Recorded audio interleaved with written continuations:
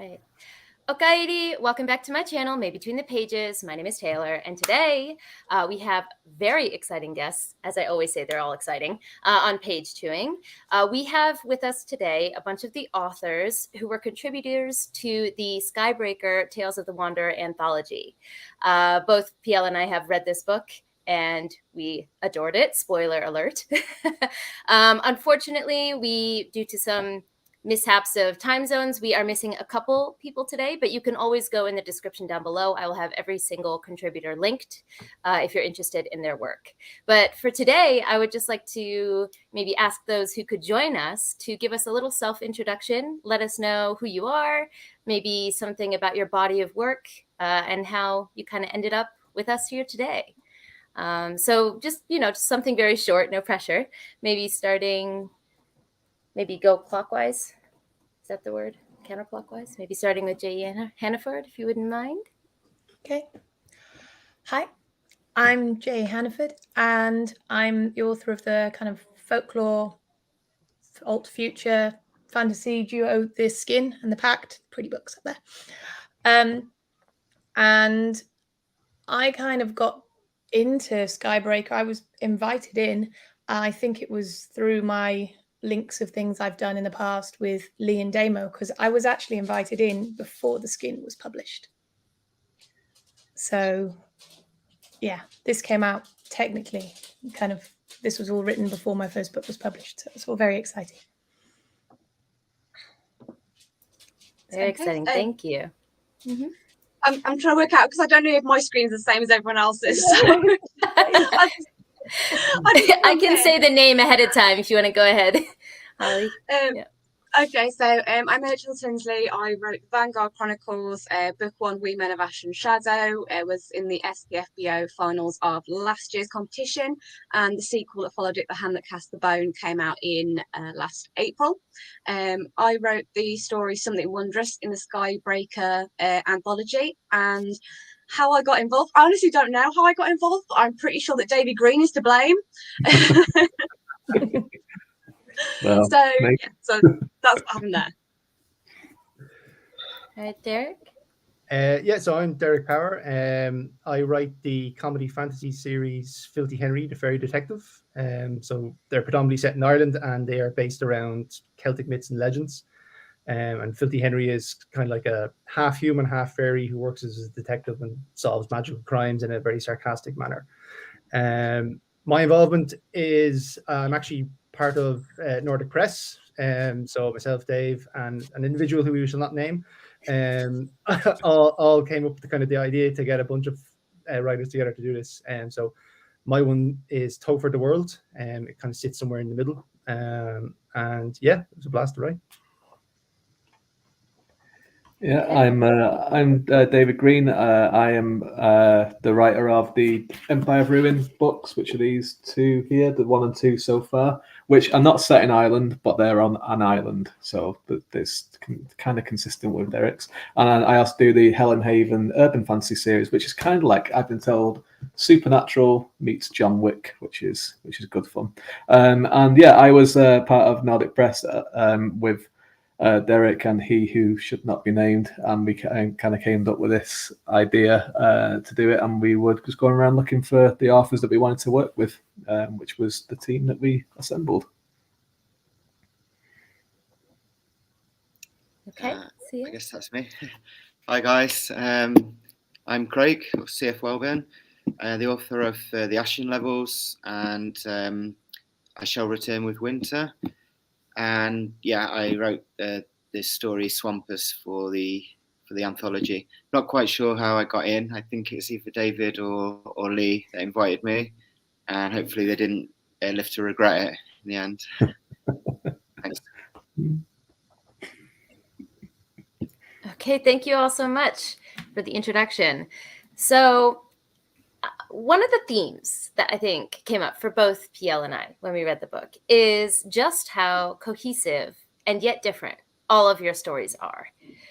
So Derek, your story is more of a comedy relief, or it has a comedy element to it, right? Whereas I know for you, CF, your first story in there stuck with me with how heavy it can get, right? So there's very different feelings to all of the stories, and yet they all feel cohesive. And that's a feat for an anthology. I'm someone who loves anthologies, and I almost never give them 5 stars because something feels disconnected almost always. But this didn't have that feeling whatsoever, and I think I can speak for PL as well on that front. So our first question for you guys, we were really curious how you guys managed to give it that feel. Was it a conscious effort, or do you think having a same base story to work off of was what helped you there? Like what were some of your thoughts when you were creating this? Was cohesive one of them? And that's open to anyone who wants to answer. I might kick the ball off. So when we did the planning meeting, the initial planning meeting, we kind of had no idea what we were going to write about, just that we were going to write this anthology together. And we were throwing literally all the ideas together. And somebody came up with a crack in the sky that morphed into a portal in the sky. I stole the idea of the Wanderer title from a different thing altogether, and everyone was like, "Oh, we like that idea." So we kind of came up with those basic rules that every story was going to have this portal, and the portals were going to connect all of them, which will allow us then to kind of jump through genres and time periods as well. And then there was some of the stories, things end up at the start of our story that fell through the portal from the previous story, which kind of just helped them kind of feel connected a little bit. The opening and the end stories we didn't actually write until everyone had submitted all their other stuff though. And then we came up with simple rules around like what has to kind of happen in your story. So the portal has to be there, the wanderer in some form, and then what they're trying to do with the portal. Ironically, I was the only one who didn't follow one of those rules. When our editor came back, there was like, hold on a second, Derek's gone a bit rogue. And I was sitting on my high horse thinking, no, I haven't done that at all. But it was pointed out that I had to fix my story up to match everyone else's. But that kind of helped us, I think, kind of have the base of what the book was going to look like. And then everyone else just worked off that blueprint. Yeah, it was funny because we had like we had regular kind of meetings on Zoom, and we had a messenger group as well where we'd be talking. So and every so often there'd be a message just appear like in the middle of the night saying, "What's the Wanderer doing with this again? Could someone let us know?" And everyone would be like, there'd be a few different answers sometimes. Does anyone want a boot? Does anyone want a boot?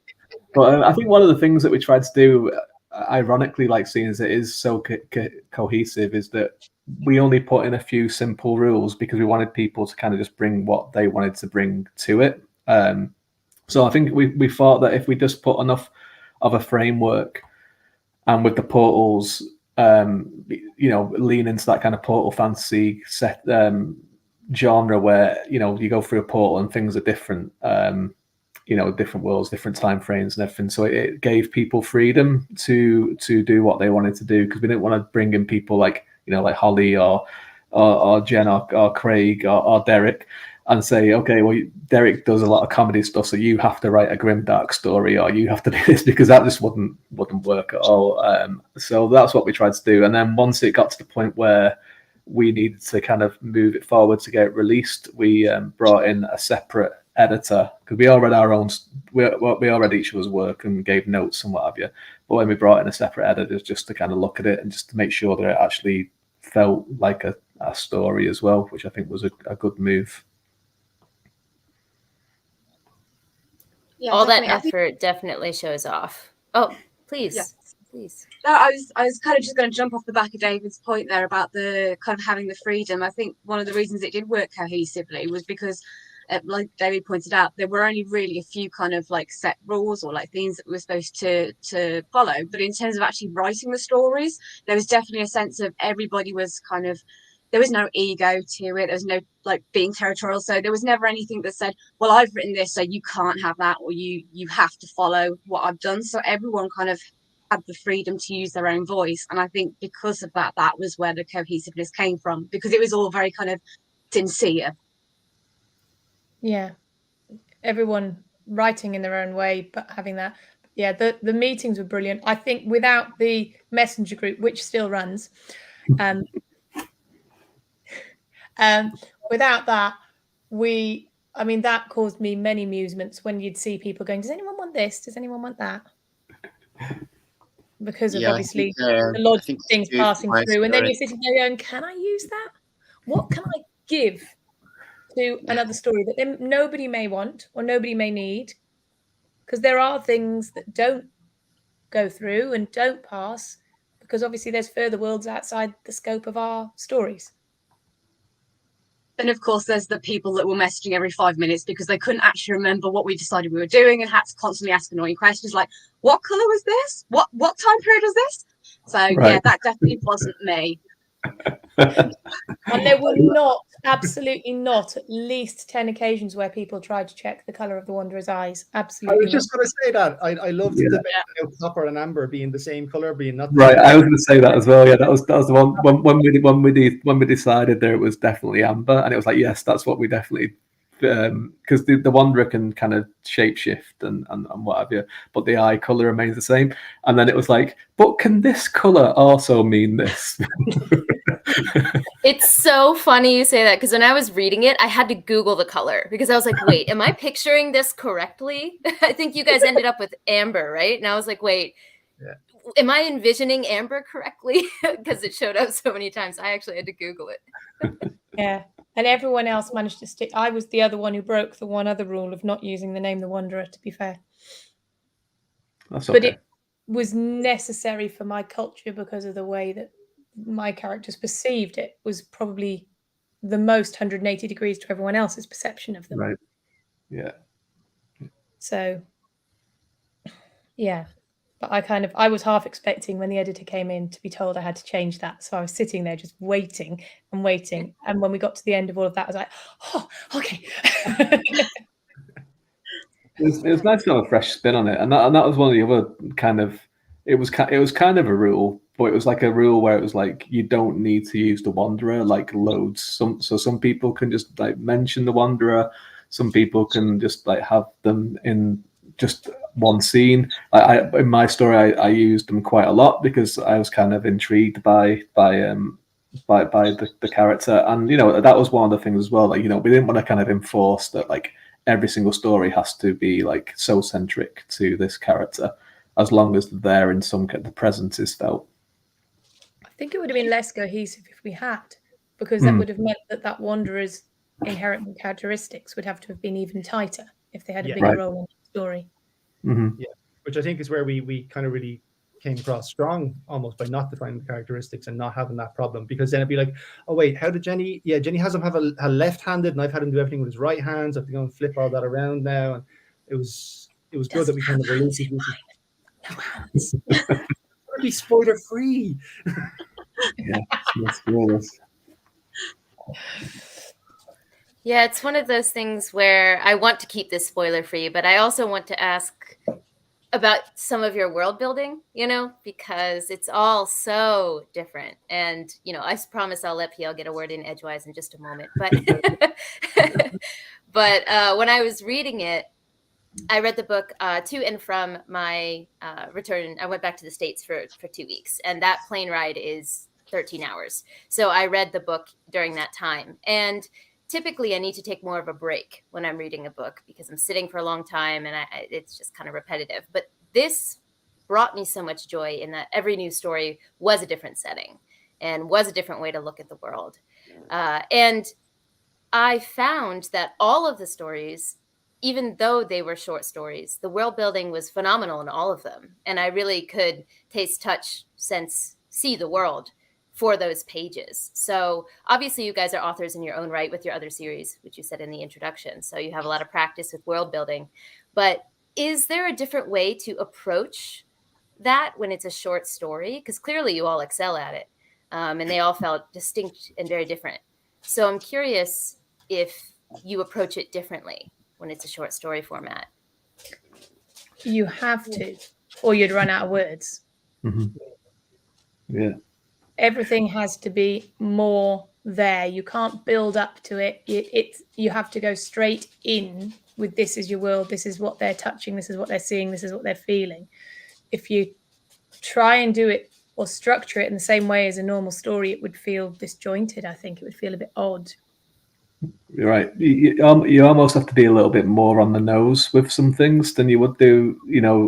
In a novel, you might be able to, like for instance, with my story, it's kind of set in and it's not really a spoiler to say it's kind of set in a post-apocalyptic world, which was a surprise to me when I started writing it. I didn't expect to go in that direction, but it just happened, and I was like, okay, we'll do that. And so what was important then was just to get across that straight away as soon as you kind of meet the main character. And with that, so what you want to kind of do then is you want to kind of introduce what's different about the world and what's unique about it, but also what's unique about this character.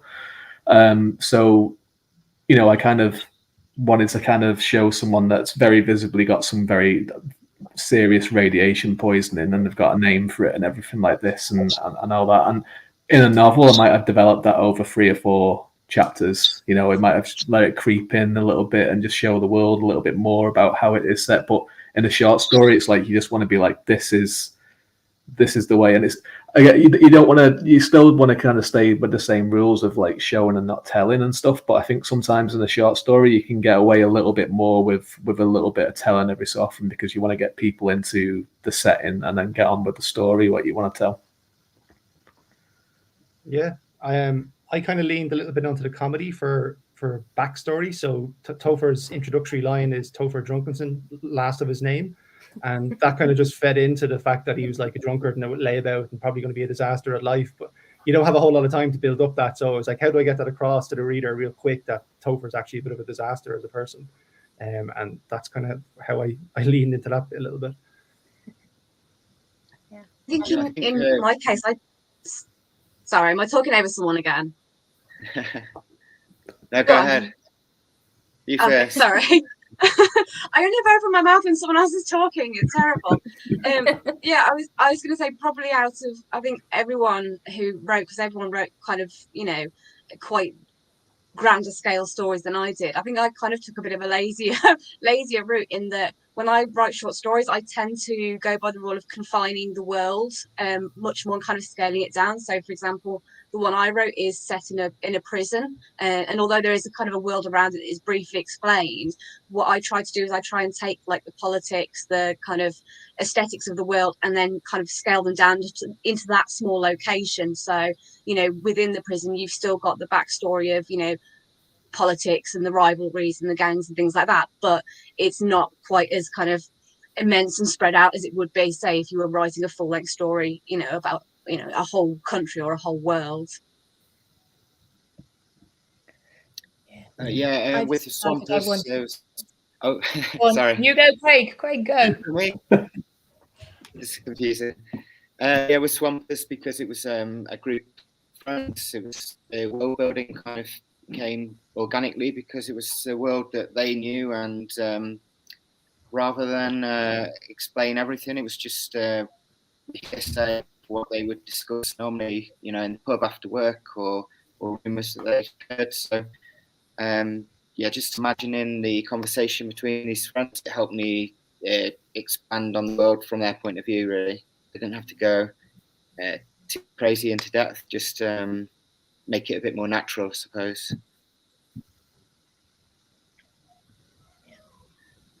I just wanted to have a tribal culture in a nice place that was completely cut off from everywhere else. And once that had started, and it just kind of went from there. And I like starting my short stories, like dropping you right in it. So I did. And it was easier to communicate a whole lot about the culture and what was going on in that first scene by dropping you straight in it than it would have been to try and explain it in the run-up to the events of it. So yeah, that was, yeah, everyone, I just want, as soon as we talked about it and someone said, oh, someone could do tribal, I'm like, oh, I've never written that before, I want to. And then I want to cut them off, so it doesn't matter what happens with anyone else. And I was like, yes. This is where we reveal that Jenny's done a short story for the anthology, but next to her is actually a huge, thick, great research paper on like tribes and. You talk to marine biology. Like 500 pages. There's a reason why those two are a duology. It's because it's going to take me a long time to go off and research the stuff I want to research for the next one. Yep. So you talked about and Taylor brought up an excellent question about making it seem cohesive, all these different styles, yet one, one overarching, almost plot line in a way. So that's more about the stories themselves. How is it to actually put together an anthology, all things that went into it, like raising funds, finding the editor, marketing it as an anthology? Because I can imagine that marketing an anthology would be difficult because it's short stories by potentially disparate styles. Like how did all of that must have been a lot of work, and how did all of that work out with your anthology? I suppose that's me. Come on, David. I was going to do it or Derek there. Yeah, well, with the editor, I mean that was the most. Yeah, it's a tricky one. It was one of those things where this had been written for quite a long time, right? We'd had it pretty much finished, and we were obviously myself and Derek and Chris Hultman were part of Nordic Press, which was the publisher that was going to that did release it. So that's where the funding came from, basically from that, through that, and I did the cover myself and some other things as well like that. So that's one way to kind of keep like costing down with this kind of thing. I know some people kickstart a lot of anthologies these days as well, which is another way. But yeah, it'd been written and kind of like we just needed to point to the next stage, and it was just one of those things where the wheels kept on getting stuck in mud every so often with some things. So we decided to bring in an editor from outside with the group, which I thought was probably the best thing to do, just to kind of get that fresh perspective on it, to see if it was working. And then once that was done, then it was no real reason not to get it out as quickly as possible, because it was like, it was finished and ready to go. And obviously releasing it through our own publisher was it gets rid of a lot of the trickier kind of things, like getting like an ISBN and doing this and doing these other things. Marketing is a different story. Like obviously it is tough to market books, and it's tough to market single author books. So with anthologies, like what we try to get as our copies out to as many people as possible, and we all were trying to do our own thing with it as well. If we have our own kind of fans to come in to read it, and hopefully they'll become fans of the other people that are in the books as well, because they're all great stories. But I think everyone did something a little bit differently with the marketing side of things. Derek. No, Derek wasn't involved in the marketing. I was involved in the arrangements. That was about it. We did, yeah. So we, as Dave said, with Nordic, we have a couple of things. We're part of Story Origin, so like we would send out into the Story Origin newsletters and stuff like that as well, which usually pulls in a couple of readers when you do the exchanges. There's also like an ARC group feature in that tool. It's a little bit beta at the moment, but it's still good. Most of the time we're getting some people in. And so it's kind of the hard slog there. It's all the stuff that happens after the book that people rarely get to talk about, right? Everyone wants to talk about where'd you get the idea from and all that stuff, but there's all this other stuff that has to go on afterwards as well. And then Twitter is strangely still quite popular, even though it's not like TikTok and all that cool kiddie video stuff these days. So a lot of stuff would kind of go along from there. The shares and the tweets and the linkage of accounts and things helps to drum it all up. So I know for my own personal account, I've definitely gotten at least 50 more followers just from the anthology going out. And when you go and look at them, it's like, oh, they follow all these other people that I was in the book with. No, that's great. So, but yeah, it's a bit of a hard slog as well at the end of the day. I can definitely see the issue, not the issue, but the difficulty in marketing, a bunch of disparate stories in one. But I will say that, I'm an example of this. After having read it, I'm interested in all of your individual works. So it does work that way, if you can get it into people's hands. So I think that's definitely a benefit of it for sure. And I think something that I've seen also, and PL and I have talked about, is Twitter helps a lot, but also BookTube is expanding and growing. The visual formats really seem to have a huge punch when it comes to recommending things. Of course, the size of the channel and who's speaking matters, but if you get onto someone specific's channel, that really seems to help a lot with marketing as well. And I'm kind of curious from your guys' perspective, indie authors, self-pub authors, you're all kind of in that sphere. Have you guys seen that shift in your sphere as well? Or is that more a traditional publishing thing in your mind? Is it more those books being pushed? Because from my perspective, at least, I see some of my indie friends mentioning that they're seeing that trend as well. So I'm wondering if you guys are also noticing that, or book talk as well. I definitely noticed a little uptick when there has been a booktuber doing something about the books from an indie perspective, definitely. Probably now more so than Twitter, because I think the audiences are different potentially. And especially when you're active, I mean, we all know Twitter tends to circle you quite tight, and you kind of feel like the same people see it all the time, whereas BookTube is definitely a new thing. I'm not brave enough to TikTok. Yeah, I told the story before on here where my dad actually messaged me a couple months ago. He's like, why aren't you doing the book talk thing? Like, that's where everything is. And I was like, look, I cannot handle a new app right now. Okay, you might be right. But that the authors who are succeeding in TikTok are doing up to 4 or 5 posts a day on a scheduled timetable of specific things and rotations, and I wouldn't have time to write. Yeah, that's a full-time job.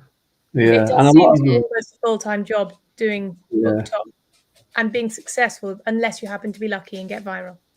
Yeah, and a lot of the content that they say to make is not about your book. It's like they say, like, we make 5 videos, one of them be about the book and the other 4 be about just you or something else, because you don't want to you want to sell yourself more than anything else. But BookTube can be really, really helpful. Like, and there is, I mean, I follow a couple of big BookTube people, like like Daniel Green and some other people, and he will occasionally look at a few indie things, and I think speaking to some people that have had their books reviewed by him, they've seen a big uplift in sales. But I think he still kind of tends to get to cherry pick the big indie titles, like Legends and Lattes and other things like that, which don't really need the push as much, because like obviously like Legends and Lattes just been bought by Tor, so like it's been released and what have you. But I know like I know Holly got like a big kind of more exposure from Spiffbo, which was another way for indie kind of people to get the books out there. Yeah, I hadn't actually heard of BookTube until like 5 minutes ago. But I did go to 20 Books in Madrid about 2 months ago, and they were on a lot about the book talk. And it's like Jenny said, it's almost a full-time job, creating, having a schedule of posts going out every day. For me, probably the most effective thing at the moment is my newsletter. So it's not even really connected to social media. In fact, I've taken a step back from social media this summer because I was spending too much time on Facebook, and I just kind of disconnected for a while. I think I'm ready to come back into the waters now. But yeah, it's can take a lot of your writing time between various medias. So I guess pick and choose one and focus on it. For me, Twitter's something that I've never managed to really get a grasp on. Probably you noticed that I haven't posted anything for probably a couple of years, and maybe it's something I should investigate. Well, I'm honored to be the first BookTube channel to get to host you. Appreciate you coming on. No, thanks for having me. Yeah. Anytime. So sorry, I was talking. Go ahead, Pia. Yeah. No, what I was going to say that now that you've all successfully collaborated together in an anthology. Perhaps for some of you, it's not your first collaboration. I'm not sure. I'd really be curious to know. But could there be more anthologies in the works for all of you? Is this something that, you know, not necessarily even together as a group, but with other groups, like, is this something now that you feel is, you know, like a worthwhile investment, something that you're looking to do in the future based on how successful this one was? This is my third anthology, but the first one that had like a shared story. The other two where kind of there was a theme that your story just kind of had to fit into, but that was it. So, like, you know, it had to be a winter-based story or something like that. So it kind of leaves the genre and all that open for everybody to do what they want, and that was quite good. I was actually in that with David and Chris as well. I'd love to do another one where we kind of do what we did here, where we have the kind of rules. I have a sneaky idea that I'm going to drop into our messenger group maybe in the new year when people have free time to work on other things and see if they're interested in it. But yeah, I kind of keep my eyes out for them now as well, because it's great working on your own stuff. But like writing's a very solitary project at the end of the day, and these kind of give you that opportunity to have workmates that you can all talk about things with. So I'd be definitely up for other ones when they crop up as I see them. Yeah, I really enjoy them. I've done a few shared world ones before. I'd run a couple of shared world ones where, like, you know, like kind of project manager, I suppose, and then been in as part of like the team on another one. So I'd done like a cyberpunk one set in futuristic London, like 21. It's called 0 Hour 2113, which is set in a 24-hour period where it was a lot more intricate. Actually, there was a lot more rules with that one, where it was like, this has to be like this, and this has to be like this, and this has to be like this because of the time period, and it was all in the same city and everything. But that was really good experience. And then I did another one which was set in my world of Nick Halloran, which was, so I got other authors to come in to write stories based in one of my own worlds, which was fantastic just to see people kind of want to do it in the first place, and that was fun. So yeah, I really like doing them, and for a lot of the reasons why Derek says it's great to kind of just, like, you know, work on something with people and people that you really admire, because all of the authors that came into this was people, apart from Jen, because obviously her book wasn't out yet, but I knew Jen from a few other things. Like we'd worked on the what's the thing for the magazine for the group that you did. I coordinated and edited the short story thing for 2 years for Bard of the Isles. Yeah. Yes, that's it. So we'd worked on that one, and like I'd read Holly and loved her book, and I'd read Craig's Ashen Levels and thought it was fantastic, and Lee, and I hadn't read Damo, but that was kind of, you know, that he was one of the people in that kind of group. So it was all people that I really admired and wanted to work with and loved the work anyway. So it's always a big thrill for me. And yeah, I'd love to do, you know, there is definitely room for more stories in the Skybreaker world one day in the future. So who knows? That was a question I had, actually, because I want more. I want more.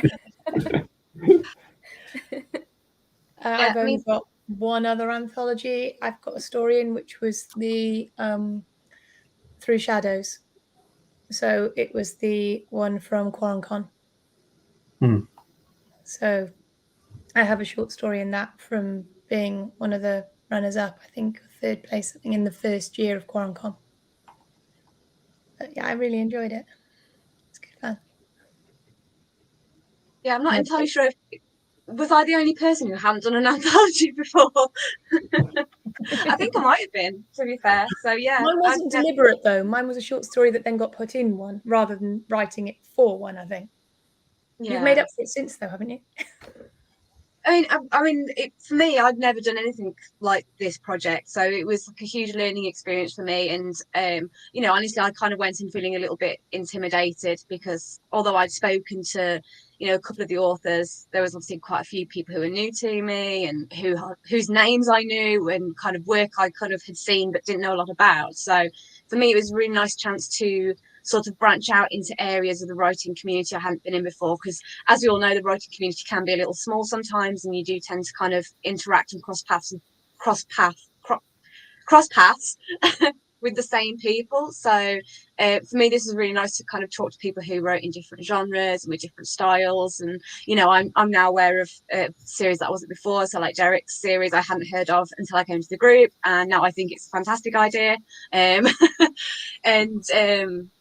yeah, so it's kind of boosted me to try doing more projects like this. So yeah, I would be completely up for the idea of doing further anthologies and further Skybreaker stories as well. Yeah, I'd done one anthology before, but it wasn't anywhere near as coordinated as this one. It was basically just, we were given a title, Pestilence and Plague, and you had to write something along that line. Whereas this was quite a lot of fun. The brainstorming sessions we had, as they mentioned before, it's very relaxed, and just it's kind of good fun having, as Derek said, mates almost, because sometimes the writing process can be quite solitary, and it's just the whole process was really relaxed. And even though yeah, we were all kind of on the same page and putting in ideas, and it's a bit more guided. The other one was just a title, on with it, and that was it really. So this definitely felt like we were all a little bit more involved in the creative process. Mm-hmm. It shows for sure.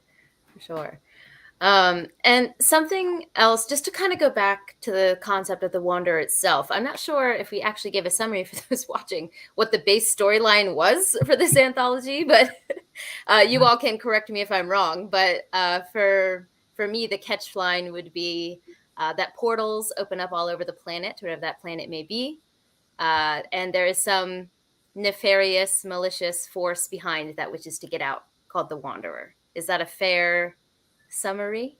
Yeah, pretty accurate. Would you add anything or subtract anything? If we have to do a catchphrase that can capture all of these different ideas, what would you guys say? I mean, I think Speaking of nefarious, marketing. I think nefarious maybe depends on the point of view of the characters in the book. So I think there's certainly some stories where it leaned more into the Wanderer being a more malevolent force, but then there were stories that kind of leaned more into them maybe being, you know, something else. And then some stories, obviously, it was very much based on the kind of perspectives of the people around. So like Jenny's story is a good example for that, where, you know, the character is very much portrayed through the eyes of the people that are, you know, trying to work out who they are and kind of, you know, have that Wanderer character as part of their lives. So yeah, I think there's a little bit of a grey area over whether they were good or bad or somewhere in between. Yeah, it was, I mean, from the concept, they were trying to not be put back where they'd started from, and therefore needed the portals closed. And I can say that, right? They were Well, you just have so. Spoiler alert. Somewhere. Yeah, kind of. Yes. We kind of just settled on like what we're doing in a lot of like the promotion stuff was just saying like who is the Wanderer. We just kind of settled on that, you know, just to kind of keep it as vague as possible. And yeah, it was it's an interesting one because because you could go in a lot of different directions with the character, and with like and with the ending that was written for the anthology. Like, you know, you can kind of, there's possibilities there to explore more of him or them in the future, I think. I think as well the who is the Wanderer leaned nicely because we had them as a shapeshifter. Every story you didn't have to have them exactly like we said earlier on, like it was the eye color was the only thing that had to always be the same. And that was kind of like used as you're reading the stories, you'll spot that, like, oh, that character is the Wanderer now. We don't have to explicitly say the Wanderer in every single story. It's just, you know, that this character with the copper eyes or the amber eyes is I threw in both words here to make sure I covered it all. It had to be a completely unnatural color so that they stood out as being that individual. Yeah, exactly. So it was the mystery around the Wanderer. Who is the Wanderer? That was the main tagline that we kind of all use, I think. Yeah. And we still don't know. Yeah, right? There is no definitive answer at this point. And well, for me also, something that was kind of genre bending for me was the idea of portals. So as someone who reads both fantasy and sci-fi, there's something called portal fantasy, which I know, I think, David, you mentioned earlier when you were talking about the book. But portals are also a huge tenet in sci-fi. And so when you guys were writing these books, did you plan to just kind of blend genres, or was there, you know, kind of a baseline you all worked from, which was like fantasy, portal fantasy? Because, you know, SFF has a summary title for a reason, right? They often crisscross with each other. Mhm. But I'm just wondering, from you guys as the author's perspective, dealing with portals specifically, was there a certain way that you went about deciding the genre for your story, or for the whole thing? I kind of went a little bit darker than what I usually would do with my own kind of work. Like my stuff would be like, you know, dark urban fantasy, dark epic fantasy, but I wouldn't say it's grim dark. And I think this one was mine and Holly's were, and Craig's were probably the darkest of the book, I think. And you know, mine was all. I always wanted mine to be very much like a very introspective kind of look at this character who is like regretting his life decisions, and you know, I knew I wanted to do that, but I wasn't sure of the tone of it straight away, or the setting. And then when I kind of settled on the setting, the kind of tone, kind of that informed the tone of it, I suppose. But with me, like with I do like to mash up different subgenres of fantasy together. It's something that I enjoy as a writer, and I really enjoy it as a reader. And I think like coming into it as a big fan of fantasy, like I started off with like Lord of the Rings and I'm sorry, The Hobbit, and then Lord of the Rings and everything. But and I still love those books dearly. They are like Tolkien is like one of my hyper focuses. But like I think I remember coming across Magician by Raymond E. Feist when I was a young teenager. I think probably 13 or 14.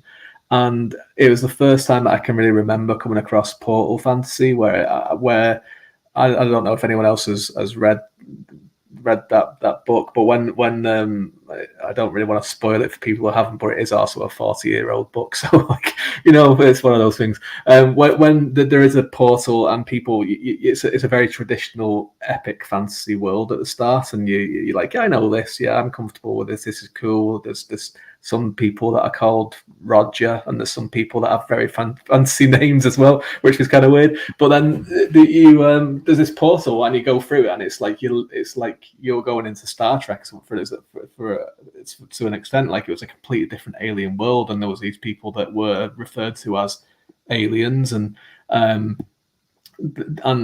this kind of stuff. And it was something that I'd never really, and it always stuck with me. Like that book has always stuck with me as a reader and as a writer for that kind of thing of shifting perspectives and for keeping the reader on their toes, because you want to kind of offer someone something new. It's nice to give them something that they already know and they love, but also it's like, here's something a little bit new that you may not have experienced before. And I think that was something that this team of writers do really, really well with their solo stuff, is that you can't really kind of pigeonhole anyone on this team of say, this person just does this, you know, this person just does this, because everyone brings something different to that sort of overarching genre that they stick with. And I think that really comes through in this book.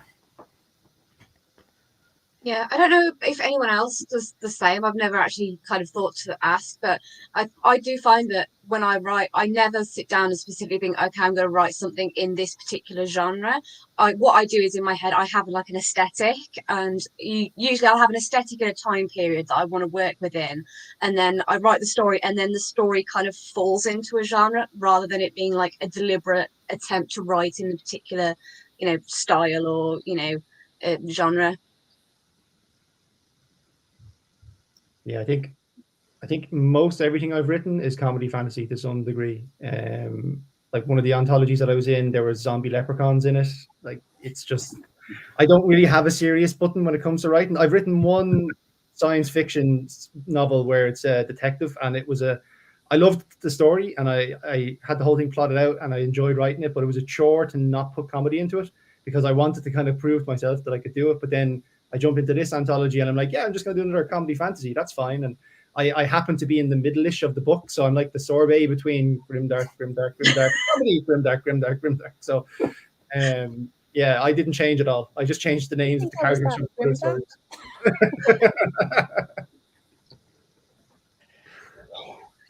I love that we're going to refer to you now as the comedy sorbet. The comedy. Yeah, exactly. That's my genre. That's a legit name.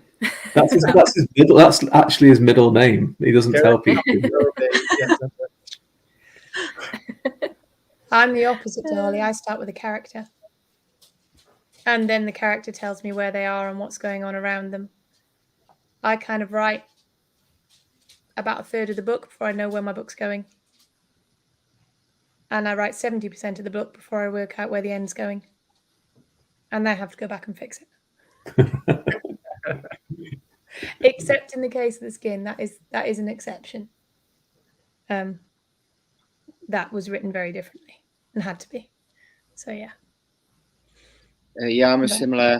I things a little bit these days because I found that if I planned too much, I never got the book off the ground. I would just have pages and pages of notes, and then end up doing nothing with them. So normally I start with a simple idea, maybe a character or a scene, and just run with it. And I find it a lot more entertaining from a writer's point of view because I'm kind of discovering things at the same time as the reader would. And a few of you have mentioned that my story is quite dark, but I didn't really see that end come in until it happened. So then it was a case of going back through and fixing a few things to make it all tie together. But yeah, it kind of shocked me as well when I got to that conclusion.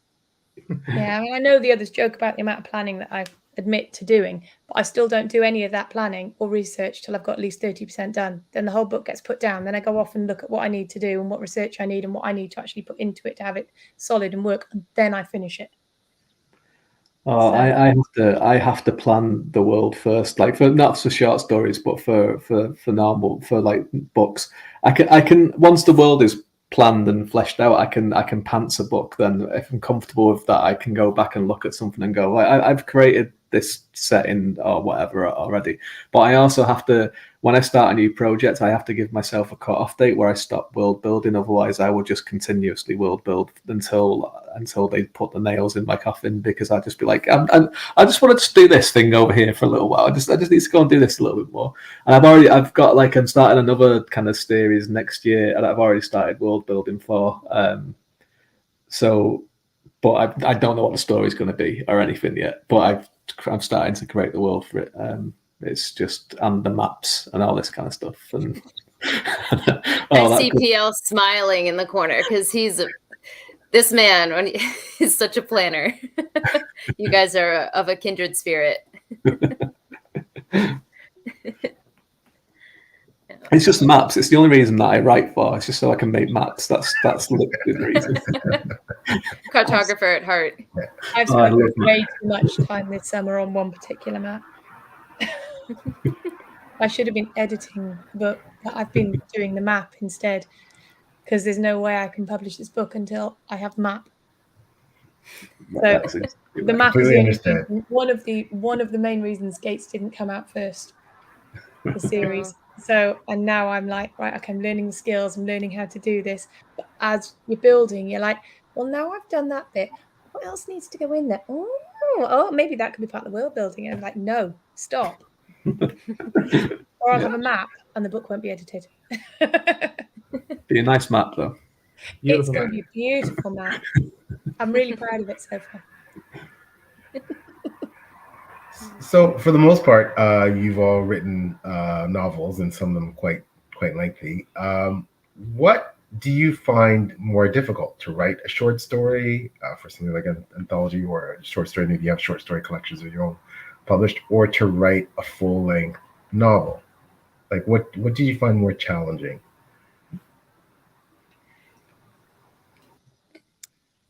A novel. Short stories are a palate cleanser for me. I would go short stories are probably harder for me because I I definitely have a tendency to start running with an idea, and then usually my short story ends up being about 30,000 words long. And, you know, obviously when you've got an 8,000 word limit, then it's quite difficult. So yeah, my novels tend to be more controlled. My short stories just take on a life of their own. They're feral, basically. They just do what they want. For me, I'd have to say series, because I know some people will release a book and then see how it goes and then release another book. But because what I mentioned before is some of my ideas don't come until the very end, and then I have to go back through. My series, The Ashen Levels, is 5 books, and I didn't release the first book until I'd written all 5, because some of the ideas at the end were game changing, and the first book wouldn't have made any sense. So I've become a bit of a control freak in that way, because I can even write a standalone or a novella, but if it's a series, I probably have to try and get the books written before I release the first one, because I know myself, a lot of the ideas come as the writing process goes on. I don't want to really paint myself into a corner by saying something in book 1 that later in book 5 I think I can't do that anymore. Makes sense. Yeah. Short stories are okay. I ghostwrite for people. I ghostwrite novels and stuff for people as well, and of different lengths. And there's the kind of fantasy novella of about 30,000 words I really struggle with, because I just feel like I could do shorter in a short story up to like 5, 10, 15, 20 words, and I can go longer, like 50,000 plus without a problem. But I do get some people that are like, I want this to be about 30,000 words. And I'm kind of like, I don't know what that is. Right? It's just like, if it's 30,000 in a normal size novel, I'm just getting into the end of the first act maybe and whatever. And if it's like a 50,000 one, I'm kind of near the end of it. But like as a 30,000 word book, I'm not really sure how to go about this, and I really kind of struggle with those. And a lot of those ones I end up going a lot over with, and then I have to kind of just pare them back, because obviously with ghostwriting, it's you're paid by the word count. So like if people want 30,000 words, they want 30,000 words. It's like here's 60,000, please, and it's like that's the double the payment. You have to kind of really rein yourself in, and I find myself going against a lot of like instincts of how to do something, because like, well, I've only got this finite amount of space to do this, which I don't get with a short story, because I'm able to go, well, this is a short story and that's okay to do these things. The really kind of short novelette kind of ones in fantasy are really, really tricky. I don't actually have an answer for that one. I kind of find them both quite. I plot everything to within an inch of its life probably before I start putting first word down on a draft. So a book and a short story, I've plotted out. I know exactly where I'm going with the roadmap. So it's the deadlines kill me. Like a short story will typically have a deadline because you have to submit it in time for something, whereas the novels I can drag out a little bit because the deadline is set by me and I never set them. So maybe the short story is the harder one for me to work on, because I know I particularly like with Skybreaker, if I was late delivering my short story, it impacts everybody else. They want to get their story out into the world as well. So I needed to make sure I had it done by a certain time. So I'll go with short stories, but it's only an answer, not an actual fact.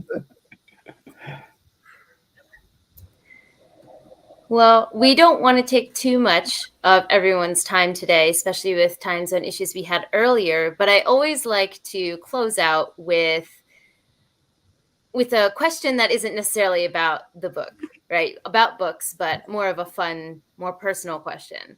And the one that I usually ask is there a book in your life, or multiple books or a series or something, that shaped who you are today, the writer you are today, or the reader that you are today? It can be, a book, but it could also be maybe a video game, because stories come in all different forms. So is there a story that really stuck with you that you believe has influenced your writing or your reading today? Because clearly we all have a love of stories. And I'm obsessed with origin stories. So I always ask this of our guests. Is there one that sticks out in your brain? Yeah, I got one. Before David goes on his. I'm going to stop myself from doing it. I'm going to. We know once that starts. Actually, for me, it was Ash: A Secret History by Mary Gentle, and it is still one of the only books I have read multiple times, because I got to the end of it the first time and went, well, I won't swear, but I got to the end of it the first time and went, I need to go back to the beginning. Oh my gosh, I need to go back to the beginning. And that's what I wanted to do with The Skin. And that really formed that moment of that point where you're like, oh, okay, I need to go back and look at that again. Mm. And so, yeah, that I know a lot of the content would be considered problematic, but the structure, the style, the way the timelines, the way everything wove together in that, the completely different structure of that book compared to anything else I'd read. And I would say that is on an equal balance with someone who I absolutely adore, which is Johnny Wirt's books. And the first time I read the first one of those and the kind of light and darkness, and that was flipped, and I was like, oh, you can do this. And so those two books really kind of, I think, shaped everything I wanted to read after that point and everything that I kind of produced after that point. So, yeah.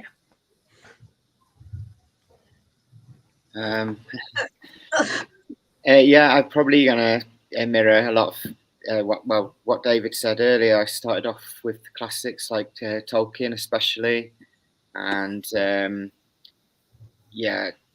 lot of the other authors that he mentioned,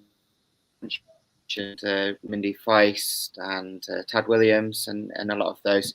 But I also studied a lot of literature, and like the darker side and the tragedies. Also, with a bit of a sense of humour as well. So, a book I read not too long ago was the Gormenghast by Mervyn Peake. And I just loved the prose, and I loved the balance between having a sense of humour and also being quite dark at the same time. And I guess I strive for that in my own writing, really, that kind of balance between having sort of a dark sense of humour, but also not making it a full-on comedy, having a bit of a tragedy element to it as well.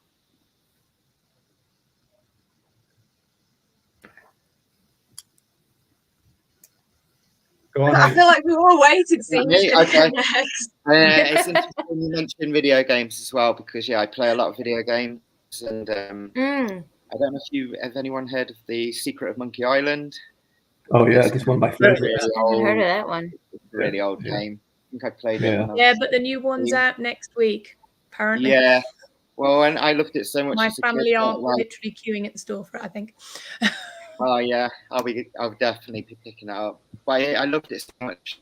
And every year's development person came around to the school and asked us what we wanted to be. My answer was pirate, and I got in trouble for it. But I guess that also had that kind of sense of humour and adventure, and that I think games as well as books definitely influenced my creative desire to create my own stories. And Balaguer became a pirate for a little while. Yeah. So. Oh yeah, that's true. Yeah, had a whole Odyssey sailing section there. Right. Had to get it in there somewhere. There's never too many pirates. Right. Fully stand by that statement. Or rum. Or rum. Why is the rum gone? I've definitely finished now this time. Okay. Does anyone else want to go before I jump in? Or Go on, Holly. You go. Go on. I mean, so in terms of kind of what influenced the way that I write, there's two probably main ones for me. One which I've mentioned quite a few times, and the other probably not so much.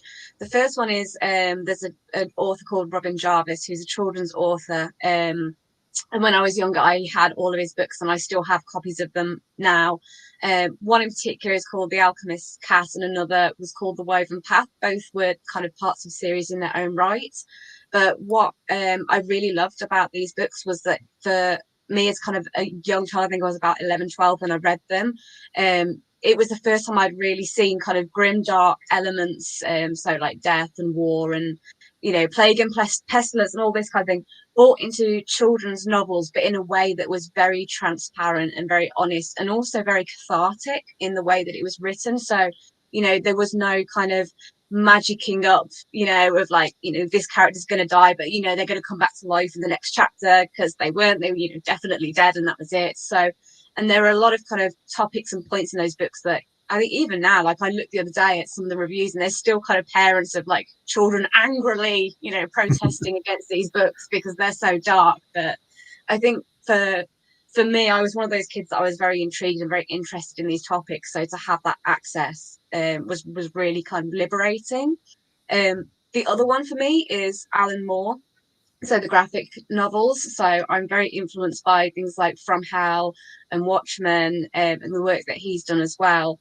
I mean, it's probably not much of a stretch of imagination to say that I am heavily influenced by things like Penny Dreadfuls and Jack the Ripper and kind of that kind of area of literature. So I liked his take and his style in how he approached those. Derek, do you want me to go before you talk about Terry Pratchett, or? Yeah, go on. So spoilers. Yeah, spoilers. I know him so well. That's why he knows what I was going to talk about, but I'm not going to talk about it. So I'm one of these people that have read Wheel of Time over 20 times, but I'm not going to talk about it because like I will not stop if I start talking about Wheel of Time or Tolkien. So one of the things that to go into the video game route, one of the big influences on me and my Empire of Ruin series is the video game Dragon Age, which I don't know if any of you have played. The first two in particular, I like the third one a lot as well, and I know the second one gets a lot of doesn't have a great reputation, but I think there's loads of really interesting story and world building elements in it. And what I really liked about it was that it has all this like kind of like heady fantasy stuff, like, you know, like dragons, and it has magic, and it has and you can see a little bit in Skybreaker actually with the whole portal in the sky kind of thing, which is one of the things in Dragon Age. There's a lot of that, but there's also it brings it down to a really kind of gritty level of like, which I hadn't seen before when Dragon Age first came out, of real kind of racial hatred between different races of these fantasy characters. That, you know, you have like elves and you have ogres and you have all these different, and humans and all these other ones that have these real issues with each other. And it's one of those things that is kind of like hinted at in Tolkien's work, like, you know, problems between elves and dwarves, and this was like disagreements, but this kind of really kind of put a big lens on it and magnified it and blew it up into a big into like a real world kind of setting, you know, and I thought that was really, really interesting. And then even then they took it further with like politics within mage guilds and stuff like that, which The Witcher then kind of did. So he was doing that at the same time in the late 90s when he was writing his books. Whereas, like, you know, you have most fantasy, like the mages, you either have they're all good or there's a couple of evil ones. Whereas Dragon Age had this real, there was a real grey area about all of them. And there was this capability of them all to be good and bad at the same time, and they all had their own motives, and they all had their own views on what magic was. And that setting of those games, even if I didn't enjoy the games, which I did, the setting of them has really, really always stuck with me, and I just always found it really, really fascinating. It was my first kind of fantasy thing where I was able to look at it and go, okay, yeah, they've taken real world history and real world social aspects and applied them to these fantastical elements and did it in a really, really great way. So that was something that's really kind of stuck with me and influenced me. And then Great game, Dragon Age. that's a good game. It's a good game. And then as Dave spoiled for everybody, yes, I am going to mention Pratchett. I grew up on a healthy diet of Terry Pratchett, Robert Rankin, and Tom Holt, and I would have been reading like the likes of Eddings and Tolkien and stuff, and suddenly you're reading fantasy where there's jokes in it, and it's like, oh, this is even better than Tolkien. Dare I say that?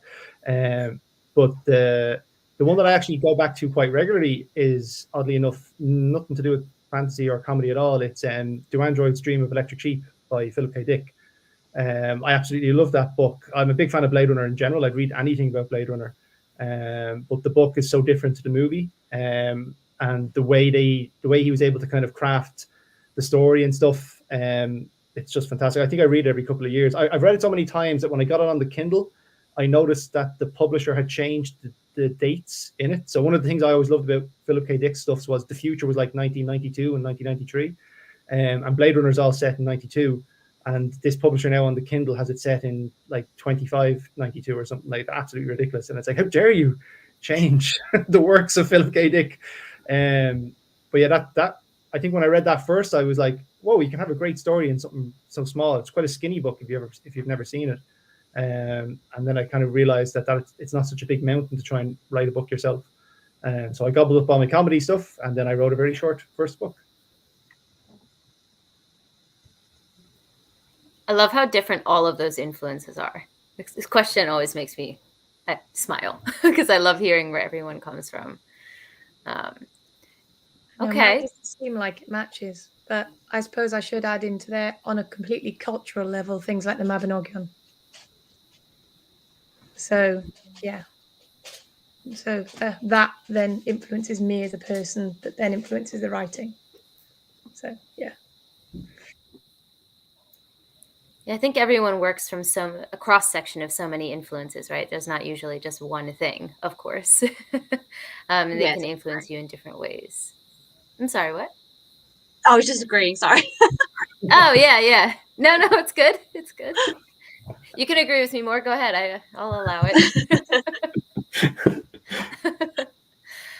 Okay. Well, before we sign off, I wanted to make sure I offer PL. Did you have any other questions that you had in mind before we, as a fellow host? No, I just want to mention, I know, and I know not all the Skybreaker authors could make it, and I just want to say thank you so much for doing so. I apologize for the time mix-up. That was definitely my fault.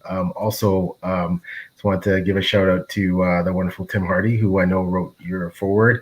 Had invited him to be here as well, but he's busy working on his fantastic next book called Lost Gods, which I'm sure is going to be wonderful. I have the privilege to have an arc, so I can't wait to dive into that as well. But just wanted to say that thanks so much for coming, everyone, and the book was fantastic. All the stories individually were fantastic, and as a collective, they were amazing. So, we'll continue to shout out about this wonderful anthology. So, thank you for coming. Thank you. Yeah, I just also want to say it's no one's fault. Time zones suck. I just want to put that out there. So there's no the number of times I've messed things up, and just to, go off of what PL just said, I feel like this is something that I haven't heard anyone talk about, to be honest, in my sphere, your anthology, and I'm determined to change that. So I will be shouting about this. So you will see it on my channel a lot in the future. So when I annoyingly tag you all, when I put it in a video, put up with me, please, because I'll be shouting about it for sure. I didn't want to say any specifics, to keep it spoiler free, but I did adore my entire experience. So thank you all for coming on. And if people are interested in finding you, not just this anthology, but your work, where can they find you? Maybe if everyone could just give a rundown of where's the best place to look for you, or anything you want people to be aware of that's coming in the future, for anyone interested. Maybe the same order as the intros, if that works for you guys. Yeah, it's fine. Okay. You can pick me up usually on Twitter at Hannaford_Jenny, or most other links work through my website, so jhannaford.com. Those guys are out. The naked one at the bottom has a friend on the way. So that one has been ordered. So it will appear shortly, I'm sure, on Broken Binding. So hand over to Holly. Cool. Yes.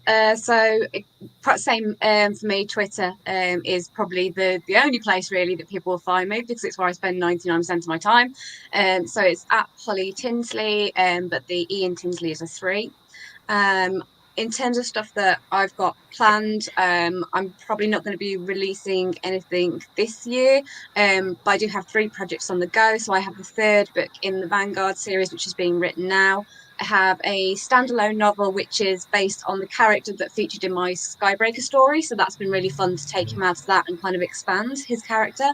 And I'm also working on a super secret anthology project, which I'm not at liberty to discuss yet, but I am really, really excited about. And I am working with a whole bunch of new authors and great authors. So yeah, so this project has really kind of pushed me into the anthology world, and I plan to continue with that.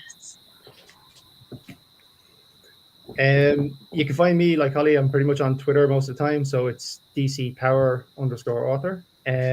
All of the Filthy Henry books are available up on Amazon, and so is my sci-fi noir story, Duplex Tempest. I will have the 5th Filthy Henry book coming out around Halloween. I finally got it finished, so the deadline that I have to impose on myself makes sense. So that's called Nearly Christmas, and it's just getting its cover polished off. And the next project I will be working on is actually I'm taking Topher and Erom out from Skybreaker, and I'm going to try and make them into a standalone. So there might be more Topher and Erom adventures in the near future. So where you can find me, best place to find me is my website, which is davidgreenwriter.com, and it's got everything, all my social media on there, and my newsletter, which you get a free short story collection if you sign up for it. And it also, my newsletter tells you my home address, so if you really want to come and see me that much, you can come and find me that way, I suppose. I'd be impressed more than anything if someone knocks on my door. So yeah, Path of War has just come out. That's my second in Empire of Ruin. Books 3 and 4 will be out. Book 3 is going to be out, I think, February or March next year, and then 4 is going to come out straight away afterwards as well. Writing them both back to back, and yeah, that's pretty much all I'm doing. I'm just writing books at the moment, just constantly, just doing nothing else. But I'll also be at FantasyCon this weekend. If anyone in the UK is around, or anyone's going over and wants to come and say hello, please do. Hi, the best place to contact me is probably my website as well, cfwellburn.com. Yeah, you can find, I kind of am on social media, but I've been having a break from it. I guess Facebook's where I'm most active. If you sign up for my newsletter, you can actually get the first book of the Ashen Levels for free at the moment. And I'm trying to release a short story, very short story, with each newsletter once a month. So you can also check out those past entries of that on my blog, on my website. All my books are available on Kindle Unlimited at the moment. I'm not sure if I'm going to go wide or not. It's another thing. And I've got quite a few plans for next year, but I'm sort of doing ghostwriting and working on some game narratives as well. So just trying to like juggle everything at the moment and get things sorted before I make any official announcements. So much good content. I'm not going to be able to keep up. Also, just wanted to put this comment up there. Thanks for the chat. Sorry for being late. Thanks for stopping by, Austin. Appreciate it. Okay, guys, thank you so much for being on. This was delightful. Hopefully, I can look forward to chatting with you guys in some capacity in the future, because you're all great at your craft and what you do. But for anyone watching who's playing it back or here in the live chat, thank you for coming by. Leave a comment down below. Let us know, if this convinced you to read the anthology, if you're going to read everyone else's individual works. We'd love to hear your thoughts. But for now, I think we're going to head out. See you guys. Thank you. Thanks a lot. Bye.